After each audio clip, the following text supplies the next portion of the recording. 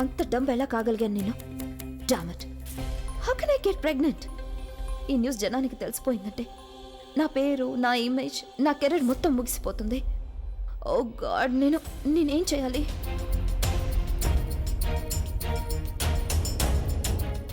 ఒకవేళ అభికి తెలిసిపోయిందంటే దీని గురించి తను ఎలా రియాక్ట్ అవుతాడో తెలియదు.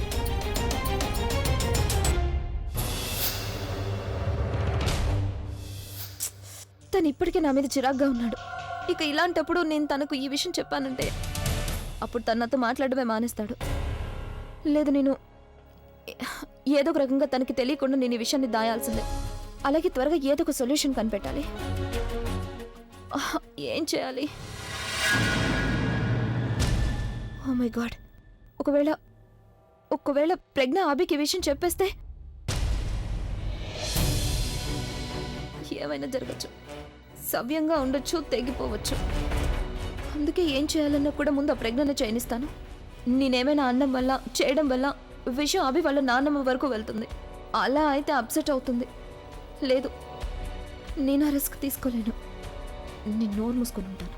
అవును, అదే బెటర్ అవుతుంది.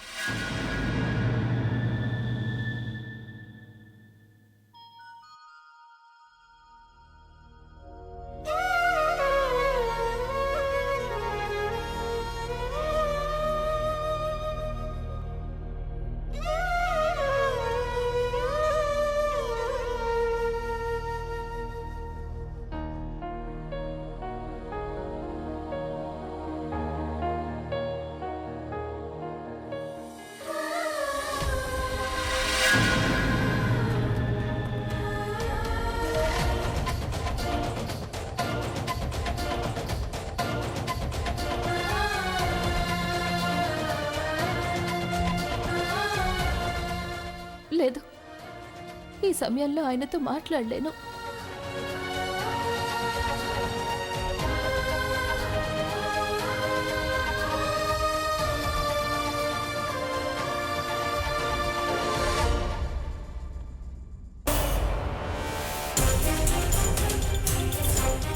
తను బాల్కనీ వైపు ఎందుకు వెళ్తోంది?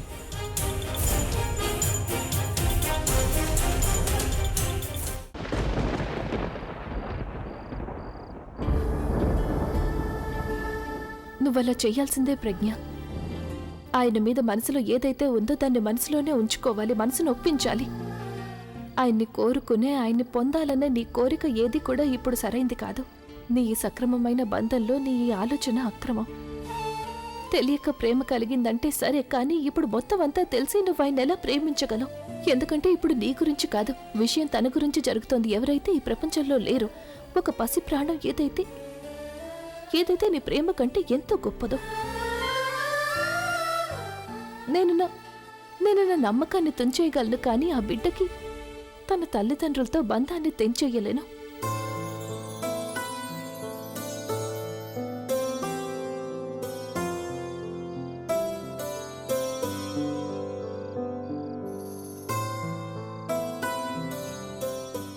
ఏయ్, ఎక్కడున్నావు నువ్వు? అమ్మా, అలాంటి వాళ్ళది నిజమైన ప్రేమ కాదు, అది వ్యామోహం. ఎగ్జాక్ట్లీ చిన్నత్త, నిజంగా ప్రేమించుకున్న వాళ్ళు అలా చేయరు. ఎంత మనసు విరిగిపోతే కన్న కూతుర్ని పట్టుకొని మా దృష్టిలో చచ్చిపోయా ఉంటుందా తల్లి? అది సరే అమ్మా, తన కూతురుతో తన మాట అనేటప్పుడు ఆమె మాటల్లో వ్యథ, కళ్ళల్లో బాధ గమనించావమ్మా? పెద్దబాబుకు బర్త్డే విషెస్ చెప్పు కూడా వెళ్ళాం కదా. ఊరికే ఎలా కాలిపోతుంది? మంట పెడితేనో పడితేనో తగలబడుతుంది.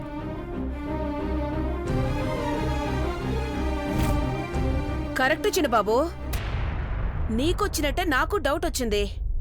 పార్వతే షర్టును తగలబెట్టిందనుకుంటా.